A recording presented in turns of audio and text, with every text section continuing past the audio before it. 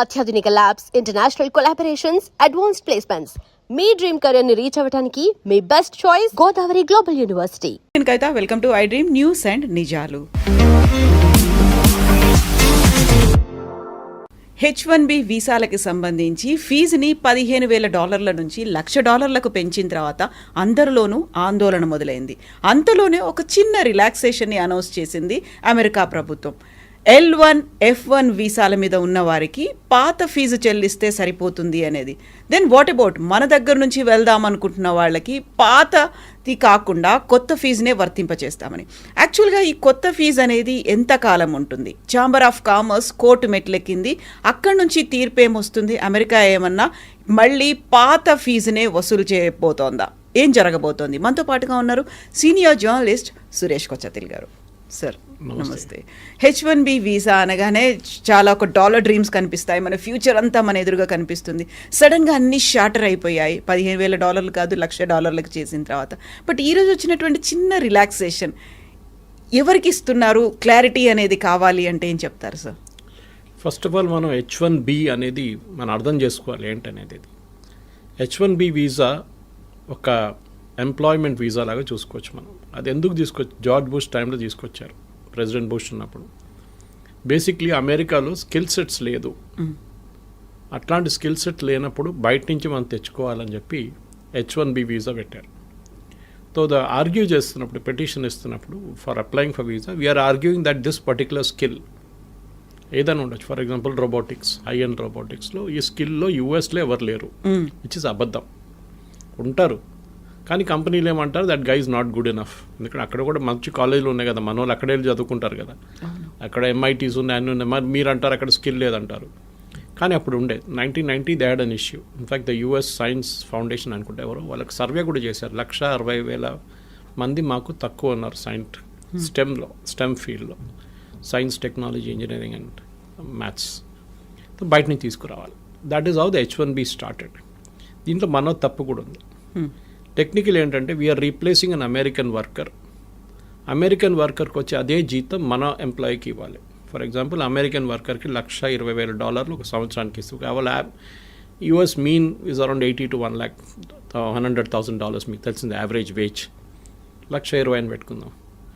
అంటే మీరు ఇక్కడి నుంచి మన దేశం నుంచి తీసుకెళ్ళే H1B వర్కర్ని you have to pay the same amount. కానీ చేయరు. 50,000 60,000తో పని నడిపించుకుంటారు. That is idea behind it. వాళ్ళకి కాస్ట్ తగ్గించాలి, స్కిల్ ఉండాలి ద సేమ్ టైం. ఇది కంటిన్యూ అయినే పోతున్నాయి. Actually it meant for a limited time, కానీ ఇది నాన్ ఎండింగ్గా వెళ్ళిపోయింది అనమాట. ఒక టైంకి వచ్చినప్పుడు ఏమైందంటే, ఇప్పుడు ప్రెసిడెంట్ ట్రంప్ ఎలక్షన్ క్యాంపెయిన్లో కూడా మాట్లాడుతున్నప్పుడు ఇదే అన్నారు, మా అమెరికన్ ఎంప్లాయీస్కి, మా అమెరికన్ స్టూడెంట్స్కి వాళ్ళు చదువుకున్న తర్వాత వాళ్ళకి ఉద్యోగం రావట్లేదు, మా దగ్గర పనిచేసి ఎక్స్పీరియన్స్ ఉన్న వాళ్ళకు కూడా ఉద్యోగం రావట్లేదు. అంటే వాళ్ళకి ఎందుకు ఇట్లా ఉద్యోగం దొరకలేదు? దాని మెయిన్ రీజన్ ఇస్ బయట నుంచి ఎంప్లాయీస్ని తీసుకొస్తున్నారు, భారతదేశం నుంచి, చైనా నుంచి, మిగతా దేశాన్ని తీసుకొస్తున్నారు. మా వాళ్ళకేమో ఉద్యోగం లేదు. So it's a genuine cost, దాంట్లో డౌట్ ఏం లేదు. ఎందుకంటే మీరు ఒరిజినల్ H1B ఆ ఫిలాసఫీ మీద చూస్తే మనం తప్పులు చాలా, మనమని కాదు తీసుకెళ్తున్న కంపెనీలు కూడా. దీనికన్నా ముందు కూడా కవిత గారు నేను చెప్పాను, టాప్ 10 2025లో H1B, ఎందుకంటే ఇప్పుడు H1B లేదు, నెక్స్ట్ స్ప్రింగ్లో వస్తుంది, 2026లోనే ఉంది నెక్స్ట్ స్లాట్. ఈ 2025లో అప్లై చేసి వీసా వచ్చిన వాళ్ళకి చూస్తే టాప్ 10 కంపెనీస్లో ఒకటే ఇండియన్ కంపెనీ ఉంది, TCS అట్ నెంబర్ 3. మిగతా కంపెనీలు 8 కంపెనీలు సాఫ్ట్వేర్ కంపెనీ, అంటే 7 కంపెనీలు software including TCS. Last 2 companies are retail companies, Target and Walmart. వాళ్ళైతే IT ఇంజనీర్లు తీసుకురారు కదా, వాళ్ళకి కావాల్సింది ఏమిటంటే మేనేజర్స్ లాంటి వాళ్ళు కావాలి వాళ్ళకి. ఇది కాకుండా ఈ H1B అనేది ఇంకొక కేటగిరీ కూడా అప్లై అవుతుంది. ఇంకొకటి కాదు, చాలా కేటగిరీస్కి. Doctors, nurses, priest, Indian Catholic priest అంటే మన చర్చ్కి ఉన్న ప్రీస్ట్, అండ్ నన్స్. ఈ 4 కేటగిరీలు తక్కువ ఉన్నారు USలో. సో వాళ్ళు ఏం చేశారంటే ఇక్కడి నుంచి తీసుకెళ్లారన్నమాట, మన దేశం తీసుకెళ్ళినప్పుడు I think around 2,000 somewhere there is a problem. జల్దీ ఖతం అయిపోతుండే H1B, ఇంతమంది తీసుకెళ్తున్నప్పుడు కోటా అయిపోతుండే. దాన్ని ప్రివెంట్ చేయడానికి ఏం చేశారంటే అక్కడున్న హాస్పిటల్ సెక్టర్, మళ్ళీ క్యాథలిక్ సెక్టర్, వాళ్ళు అంటే అమెరికాలో మోస్ట్లీ క్యాథలిక్స్ కన్నా ఎక్కువ వాళ్ళు బ్యాప్టిస్ట్ ఉంటారు అక్కడ. సో ఎనీవే సేమ్ డినామినేషన్ అనుకోండి వాళ్ళది. వాళ్ళు లాబీ చేసి ఈ H1B నుంచి తీసేశారు ఈ కేటగిరీని. This is a non quota category. ఎంతమందినని మీరు తెచ్చుకోవచ్చు డాక్టర్లని, ఇండియా నుంచో ఎక్కడి నుంచైనా, no limit. Versus H1B has a limit per year. ఇది కంటిన్యూ అయిపోతున్నప్పుడు ఒక స్టార్ట్కి వచ్చినప్పుడు, ఇన్ఫ్యాక్ట్ డ్యూరింగ్ ద క్యాంపెయిన్ మీకు గుర్తుంటుంది, ఏదో clash between Trump and Elon Musk. Elon Musk ఏం చెప్పారంటే H1B నుంచి వచ్చిన వాళ్ళే మన దేశాన్ని ఇట్లా తయారు చేశారు, మీరు వాడిని ఆపేస్తే మన దేశంలో ఇన్నోవేషన్ ఆగిపోతుంది. Good point. ఇప్పుడు అదే జరగబోతుంది. ఇప్పుడు ఏమవుతుందంటే, ఇప్పుడు ఏం చెప్తున్నారు ట్రంప్, కాదు $1,00,000 పెట్టాలి మీకు కావాలంటే, అంటే అంత ఎక్సెప్షనలీ స్కిల్డ్ మనిషి ఉండాలి వాళ్ళు. కానీ కోవిడ్ మనకు చాలా లెసన్స్ నేర్పించింది మనకి. And one of the biggest lessons was మీరు ఎక్కడి నుంచైనా పని చేసుకోవచ్చు. మీరు ఎక్కడి నుంచి, ఇప్పుడు హైదరాబాద్లో చూస్తే కూడా మీరు హైటెక్ సిటీ వైపు సాయంత్రం పోతారు, లైట్లు ఉన్న అన్ని, ఆ గ్లాస్ ఫెసాడ్ ఉన్న అన్ని టాల్ బిల్డింగ్స్ చూస్తున్నప్పుడు, స్కై స్క్రేపర్స్ చూస్తున్నప్పుడు మీకు డౌట్ వస్తుంది అది అమెరికానా ఇండియానా అని చెప్పేసి. ఎందుకంటే we're working as per their timings. వాళ్ళ కోసం పనిచేస్తున్నాం. అది వెల్స్ ఫార్గో ఉండొచ్చు, డెలాయిట్ లాంటి కంపెనీ ఉండొచ్చు, చాలా కంపెనీలు ఉన్నాయి. Microsoft is there, Oracle. వీళ్ళందరూ నాట్ ఓన్లీ అమెరికా, మిగతా జాగ్రఫిక్స్ కూడా వర్క్ చేస్తున్నారు. యూరోప్ ఉండొచ్చు, అది కాకుండా ఆస్ట్రేలియా ఉండొచ్చు, మిడిల్ ఈస్ట్ ఉండొచ్చు, వాళ్ళ కోసం కూడా పనిచేస్తున్నారు ఇక్కడ కూర్చొని. సో లాజిక్ నౌ ఇస్, ఎందుకు అక్కడికి వెళ్ళాలి? ఇప్పుడు నేను చాలామంది మాట్లాడాను, స్పెషల్లీ టెక్నికల్ రిక్రూటర్స్ దగ్గర మాట్లాడాను, మీరేం చేయబోతున్నారు. ఓకే, వాళ్ళు ఏమంటున్నారు, మాకు ఇస్తున్న ఇన్స్ట్రక్షన్స్ ఏంటంటే we will pay them the same salary.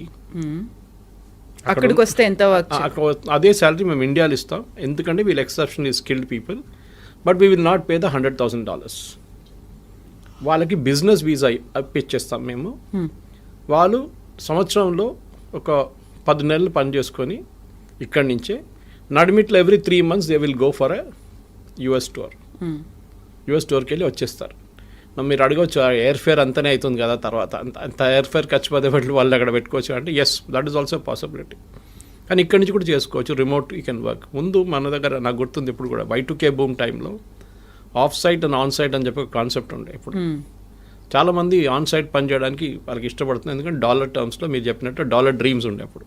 కానీ ఇప్పుడు అది లేదు. You can work from anywhere and salary కూడా, ఇఫ్ యూఆర్ ఎక్సెప్షనలీ టాలెంటెడ్, మీకు అదే శాలరీ ఇండియాలో వస్తుంది. కానీ taxation is an issue, health care is an issue.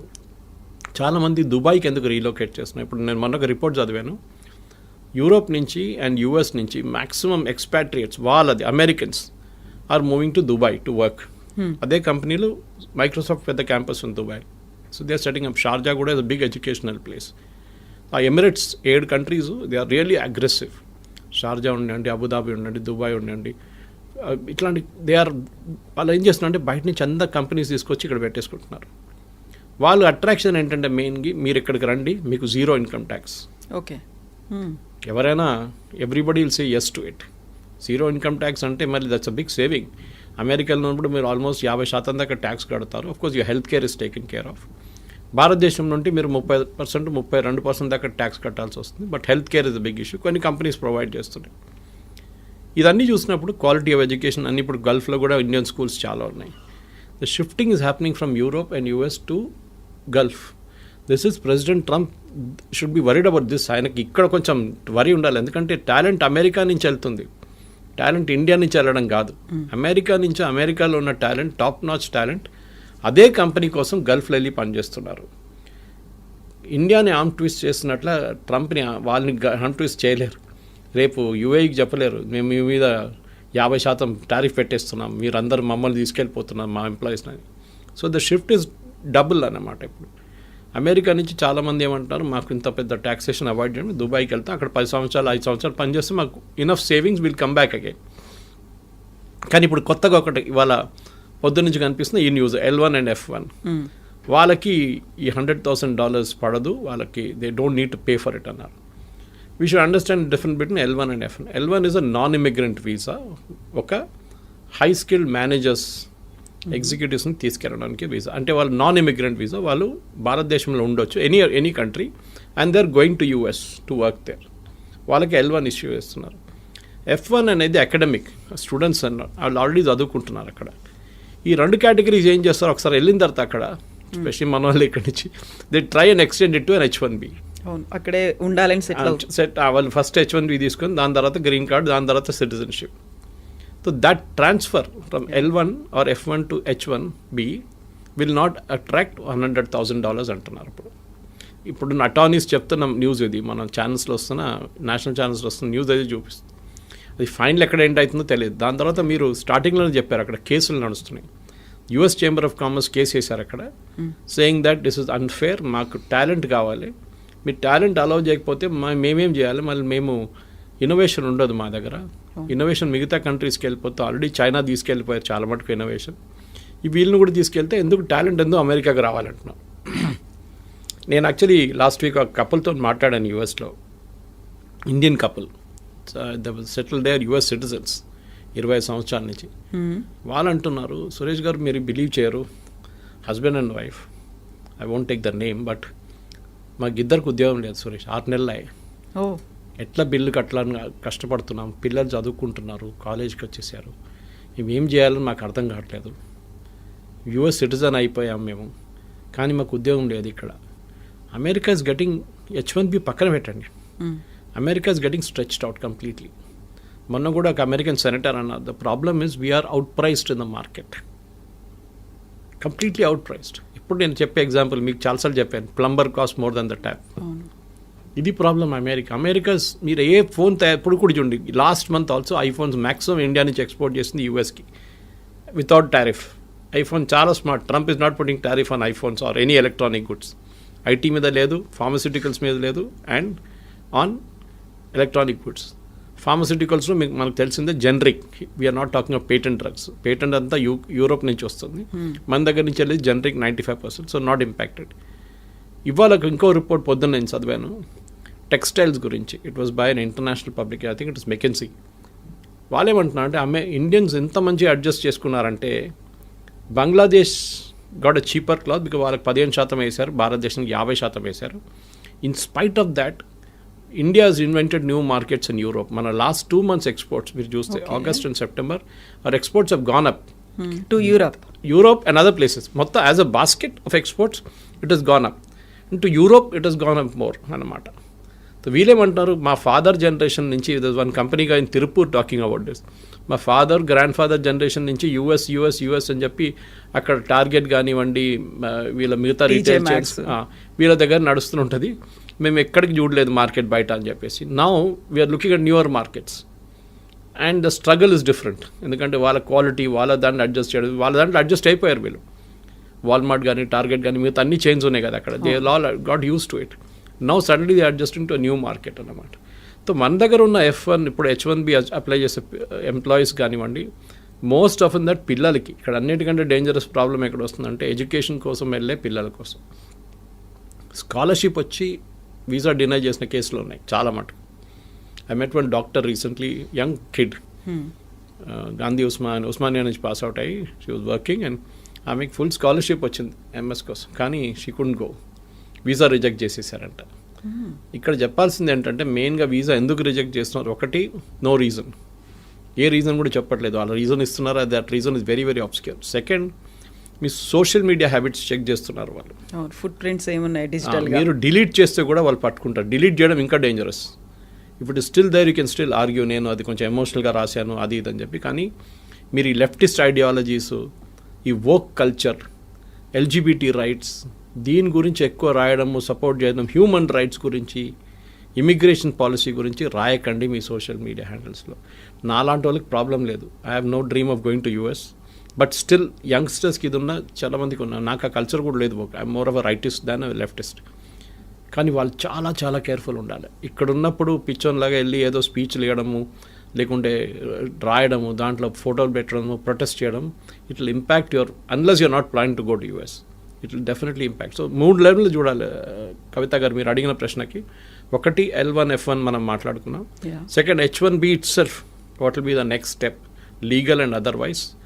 Conversion from L1 F1 to H1B, అది కూడా మనం చూసాం. 4వది ఏంటంటే డెఫినెట్గా what are the options for people who are not getting an H1B, which is basically staying back in India. 5వది ఇంకో ఇది కూడా చెప్తున్నారు, మెక్సికోలో, కెనడాలో వీళ్ళని కూర్చోబెడదాం, అక్కడ ఒక యూనిట్ స్టార్ట్ చేద్దాం. ఫర్ ఎగ్జాంపుల్ IT కంపెనీ వాళ్ళు మెక్సికోలో స్టార్ట్ చేస్తారు, it can be a Wipro or TCS or Infosys. అక్కడి నుంచి US ట్రావెల్ చేయడం చాలా దగ్గర. కెనడా నుంచి కూడా అంతే, కెనడా నుంచి can even drive down if you want. So మీరేం చేస్తారు, అక్కడ 3 నెలలకి మీరు వెళ్ళి మీటింగ్, USలో మీటింగ్ అటెండ్ చేసి వచ్చేస్తారు. You can be working from Mexico without attracting $100,000. Yeah. So benefit అందరికి ఉంది ఎక్సెప్ట్ ఫర్ యూఎస్కి పెద్ద లాస్ కాబోతుంది ఇప్పుడు కాదు, షార్ట్ టర్మ్ లాంగ్ టర్మ్లో వాళ్ళ ఎంప్లాయీస్కి ఉద్యోగం వస్తుంది, అది రాదు. ఎందుకంటే కంపెనీస్ అన్నీ ఏం చూస్తున్నారు కవిత గారు అంటే హౌ టు ప్రాఫిట్. మాకు ఎక్కువ లాభాలు కావాలి, ఎందుకంటే మా షేర్ హోల్డర్స్కి మేము ట్రంప్ చెప్పిన మాట వింటే మేము మొత్తం మునిగిపోతాం. We have to create our own kind of level of playing field అన్నమాట.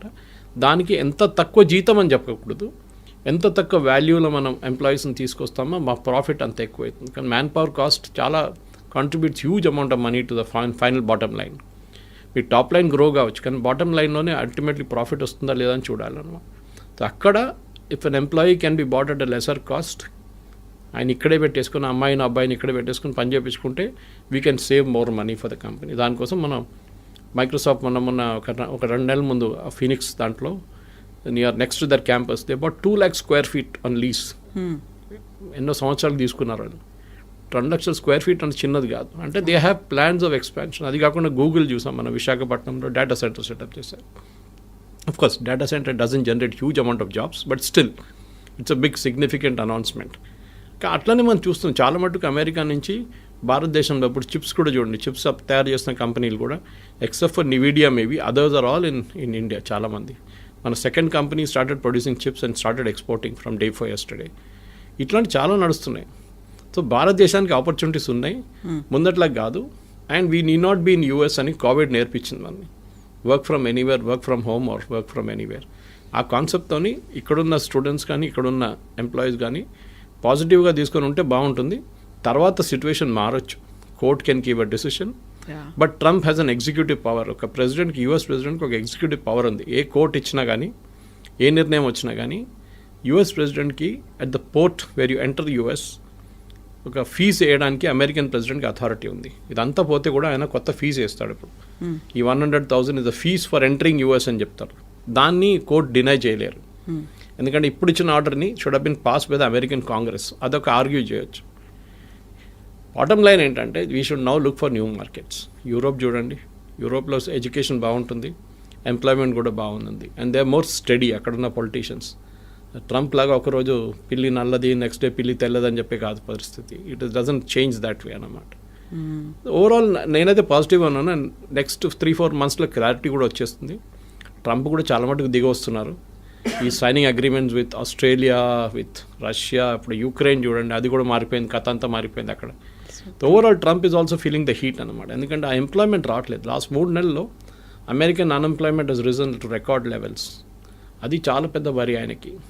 అమెరికాలో ఎలక్షన్, మన దగ్గర ఉల్లిపాయల రేట్తోనే గవర్నమెంట్ పడిపోతుంది అంటారు చూడండి, అక్కడ అన్ఎంప్లాయ్మెంట్ రేట్తో గవర్నమెంట్ పడిపోతుంది. అక్కడ ఇన్ఫ్లేషన్ పెద్ద ఇష్యూ కాదు అక్కడ, especially food inflation anyway is high in America.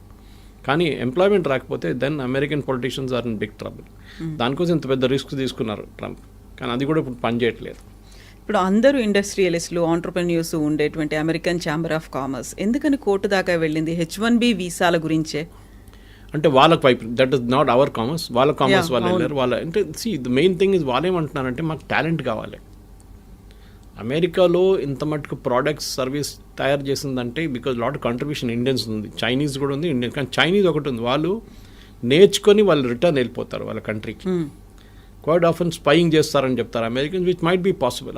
Chinese copy కొట్టడంలో ఎక్స్పర్ట్స్. వాళ్ళకి ఒక ప్రోడక్ట్ ఇచ్చి మీరు ఈ ఫోన్ ఉంది ఇట్లా తయారు చేయండి అంటే వాడు తయారు చేసిస్తాడు మీకు. మళ్ళీ they are experts in that business.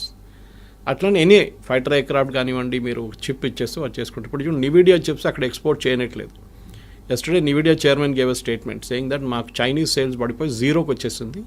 It will impact our bottom line, మా ప్రాఫిట్స్ ఇంపాక్ట్ అవుతుంది డెఫినెట్గా. మాకు సేల్స్ లేదు చైనాలో, ఎందుకంటే బ్యాన్ చేసి పడేశారు ట్రంప్. అక్కడికి అమ్మితే వాళ్ళు తయారు చేసుకుంటారు పెద్ద పెద్ద ప్రోడక్ట్లు, మీరు అమ్మకూడదని చెప్పి బ్యాన్ పెట్టారు. ఇది అంతా బ్యాక్ఫైర్ అవుతుంది. మన దగ్గర ప్రాబ్లం ఏంటంటే ఇండియాలో మనం ప్రోడక్ట్స్ తయారు చేయట్లేదు, మనం సర్వీసెస్లో ఎక్స్పర్ట్. ఐటీలో మనం ఇవాళ దాకా బహుశా ఒక జోహో పక్కన పెడితే, లేకుంటే ఒక టాలీని పక్కన పెడితే, ఫినకల్ ఆఫ్ ఇన్ఫోసిస్ పక్కన పెడితే, మిగతా మనం we haven't made any hardware products. ఒక బడ్స్ కానివ్వండి, మిగతా ఏదైనా కానివ్వండి, ఐపాడ్ అండ్ ఐప్యాడ్ లాంటి products we are not done it. మన వైపు నుంచి అదే ఎంకరేజ్ చేయాలి. That is why other day also Ashwini Vaishnaw గారు మాట్లాడుతూ పోయిన వారమే చెప్పే ఈ మాట. We should have more youngsters developing products, not services. మనకు కావాల్సింది అది. ఇప్పుడు మనం ఎంత మటుకు డ్రోన్ తయారు చేస్తున్నామో, అది చేస్తున్నాం, ఇది చేస్తున్నాం యంగ్స్టర్స్. అదే కేటగిరీ మ్యానుఫ్యాక్చరింగ్లో రావాల్సి వస్తుంది. కానీ మన ప్రాబ్లం ఏంటంటే మన ఒక లాస్ట్ 20-30 ఇయర్స్లో especially between 1960s and 1990s 30-year పీరియడ్లో మనం మ్యానుఫ్యాక్చరింగ్ చైనా చాలా ముందుకు వెళ్ళిపోయింది. మనం ఎక్కడికో ఉండిపోయి even till 1990 China was almost equal to అక్కడ. మనం ఓపెన్ అప్ చేయలేదు మన ఎకానమీని. మ్యానుఫ్యాక్చరింగ్ అనేది ఒక మనం పబ్లిక్ సెక్టర్కి ఇచ్చేసాం. They failed miserably. మనం చూస్తున్నాం కదా, హెచ్ఏఎల్ డెలివరీ, తేజస్ కానివ్వండి, మిగతా అన్ని బ్యాక్ డేటెడ్ అయిపోయినాయి. చాలా ఇయర్స్గా పెండింగ్ పడి ఉన్నాయి ప్రాజెక్ట్స్ అంతా. ఈవెన్ ఎయిర్ చీఫ్ మాస్టర్ చెప్పారు ఆ రోజు that we're not getting our aircraft in time from HAL, why should you give them contract. ఈ ప్రాబ్లం ఇప్పుడు చూస్తున్న కొత్త డిఫెన్స్ సెక్టర్ కూడా మ్యానుఫ్యాక్చరింగ్ తిరిగి వస్తుంది భారత్. చాలా మటుకు టాటాస్ కానివ్వండి, కళ్యాణి గ్రూప్ కానివ్వండి, మిగతా మహీంద్రాస్ కానివ్వండి, వీళ్ళందరూ ఇప్పుడు డిఫెన్స్ సెక్టర్లో దిగారు. It's a big employment potential భారతదేశానికి. బహుశా అక్కడి నుంచి కొన్ని ప్రోడక్ట్స్ రావచ్చు బయట. మన దగ్గర తయారు చేసిన ఆకాశ్ మిసైల్స్ కానివ్వండి, మిగతా డ్రోన్స్ మన దగ్గర యంగ్స్టర్స్ తయారు చేస్తున్నారు. అట్లాంటి ప్రోడక్ట్స్ వస్తుంది బయట. కానీ మన దగ్గర ఐటీ ప్రోడక్ట్స్ ఇప్పుడు దాకా రాలేదు. That's a big regret. ఫార్మాలో వీఆర్ ఛాంపియన్స్. కాపీ కొట్టడంలో మన నెంబర్ 1. ఫార్మాలో ఏం చెప్పినా కానీ అమెరికాలో ఉన్న ఆఫ్ పేటెంట్ డ్రగ్ బొంగనే మన దగ్గర ఇక్కడ తయారైపోతుంది అని ప్రాసెస్ మార్చేసి చేస్తారు. But IT is a big ఎందుకంటే మీకు ఇంకా ముందుకు వెళ్తూ ఈ డిఫరెన్షియేటర్ పోతుంది మొత్తం. You can tomorrow Europe can say or even Dubai. నేను ఇప్పుడు ఇంకా ముందు చెప్పింది చూడండి, దుబాయ్ పిలిపించుకుంటారు వీళ్ళందరినీ, మా దగ్గర రండి, మా దగ్గర ఉండండి అని చెప్పేసి. సో అది at the end of the day today's youngsters at least before 35-40 వాళ్ళకి ఒక ఏముంది లైఫ్లో, ఇంత సంపాదించాలి, ఇంత డబ్బులు అన్నీ.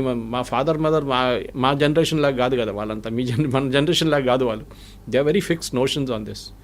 వాళ్ళకి వాళ్ళ లైఫ్ స్టైల్ కానివ్వండి, వాళ్ళ ఎర్నింగ్ కెపాసిటీ. సో యుఎస్ డ్రీమ్ని నెగటివ్గా చూడకుండా you look at it very positively that there is light at the end of the rainbow అంటారు చూడండి. చాలా మటుకు ఆపర్చునిటీస్ ఉంది, దానికి యూఎస్కి వెళ్ళక్కర్లేదు. సార్ మీ క్వాలిటీ ఆఫ్ లైఫ్ ఇంప్రూవ్ చేయాలి, నేను ఇంకా బాగా మంచి అట్మాస్ఫియర్, ఇక్కడున్న ట్రాఫిక్ జామ్ కానీ ఇక్కడున్న పొల్యూషన్ నాకు నచ్చదు, నాకు కొంచెం క్వాలిటీ లైఫ్ కావాలంటే yes you can go to Europe definite. కానీ settling down I'm not really sure. కానీ ఎందుకంటే ఇప్పుడు యూకే కూడా అంటున్నారు మేము వీసా నాన్ స్ట్రిక్ట్ చేస్తున్నాం అది అని చెప్పి. జర్మనీ కూడా they pretty strict about it. మీరు వెళ్ళి ఉండొచ్చు. కానీ ఒక అమెరికన్ డ్రీమ్ అయిపోయిందంటే ముందు మా దగ్గర కేరళలో దుబాయ్కి వెళ్తుండే చాలామంది. I'm talking of 70s and 80s first construction boom టైంలో చాలా తక్కువ జీతంకి వెళ్తుండే. కానీ ఆడొచ్చి చేసే డ్రామా చూస్తే ఏదో అక్కడ మొత్తం రోడ్ మీద అంతా బంగారం పడి ఉంది, బకెట్లు తీసుకెళ్ళి మనం తీసుకురావచ్చు, ఆ లెవెల్కి తీసుకొచ్చారనమాట థాట్ ప్రాసెస్. సో ఇక్కడున్న యంగ్స్టర్స్ కూడా అదే ఆలోచించారు, అరే దుబాయ్ ఇంత మంచి ప్లేస్, మనం అక్కడికి వెళ్ళిపోతే ఎంత బాగుంటుంది, ఏజెంట్కి డబ్బులు ఇచ్చి వీసా ఇచ్చి చేయించుకుంటారు, లాస్ట్ అక్కడ వెళ్ళినప్పుడు నరకంగా అనిపిస్తుంది వాళ్ళకి. Now situation has change. ఇప్పుడు కన్స్ట్రక్షన్ బూమ్ అయిపోయింది. Now Dubai's and even Saudi Arabia వీళ్ళందరూ దే రియలైజ్డ్ ఆయిల్ అంటే దుబాయ్లో ఆయిల్ లేదనుకోండి, కానీ అదర్ పార్ట్ ఆఫ్ ఇట్ మిగతా ఎమిరేట్స్లో ఉంది కదా, వీఆర్ ఆల్ వాళ్ళకు యూరోప్గా తయారవుతున్నారు. మొహమ్మద్ బిన్ సల్మాన్ చెప్పారు కదా, I take Saudi Arabia to become Europe by 2030 అని. సో అమెరికన్ డ్రీమ్ కూడా పోతుంది. అమెరికా నుంచి చాలా మటుకు షిఫ్ట్ అవుతున్నాయి. And you can see this consistently. New York Times subscribe చేశాను నేను, I read it every day. ఎన్ని బిజినెస్ షిఫ్ట్ అయిపోతున్నారంటే అమెరికా నుంచి చైనా మ్యానుఫ్యాక్చరింగ్ మొత్తం తీసుకెళ్ళిపోయింది. దాని తర్వాత కూడా వీళ్ళు కార్లు అక్కడి నుంచి మళ్ళీ ఇప్పుడు అమెరికాకి ఇంపోర్ట్ చేసి అమెరికాకి ఎక్స్పోర్ట్ చేసి బీవాడీ లాంటి కంపెనీ కార్లు అమ్ముకుంటున్నారు. They selling cars in Europe. ఎందుకంటే వాళ్ళకి ఇన్పుట్ సబ్సిడీ చాలా హెవీ ఉంది. చైనా ల్యాండ్ ఫ్రీ ఇస్తారు, మీకు పవర్ చాలా తక్కువ రేట్లో ఉంటుంది. చాలా చైనీస్ గవర్నమెంట్ చాలా ఎంకరేజ్ చేస్తారు ఇండస్ట్రీని. అండ్ వాళ్ళకు కూడా ఒక లాంగ్ టర్మ్ గేమ్ ప్లాన్ ఉంది. మన దగ్గర అది లేకుంటే, కానీ I think time has now come. H1B కానివ్వండి, L1, F1 గురించి మాట్లాడితే అది కాకుండా ప్రొఫెషనల్స్ కూడా మన దగ్గర చాలామంది ఉన్నారు. మెడికల్ ప్రొఫెషనల్, డాక్టర్స్ కానీ నర్సెస్ కానీ. కేరళ నుంచి nurses are heavy demand in US, యూరోప్లో కూడా అంతే. So they are all travelling there. నేను చెప్పాను చూడండి, ప్రీస్ట్ అక్కడ చర్చ్లో ప్రీస్ట్ లేరు, ఇక్కడి నుంచి తీసుకెళ్తున్నారు మన దగ్గర నుంచి. నన్స్ని తీసుకెళ్తున్నారు ఇక్కడి నుంచి. గుడ్ థింగ్, ఎక్స్పోర్ట్ చేయండి, మన మ్యాన్ పవర్ని ఎక్స్పోర్ట్ చేయాల్సింది. కానీ ఐటీ అని చెప్పి ఒక పిచ్చి పట్టేసి మనకు లాస్ట్ 10-15 ఇయర్స్లో వన్ వే నేను చూస్తే అది గుడ్. ఒక టెంపర్ డౌన్ అవుతుంది. మిగతా రాష్ట్రాలకు ఉన్న ఆప్షన్స్ వాళ్ళు చూసుకుంటారు. Yes sir, thank you so much sir. Thank you. నిజంగా ప్రస్తుతం ఉన్నటువంటి సమాజం దేనికి ప్రయారిటీ ఇస్తుంది?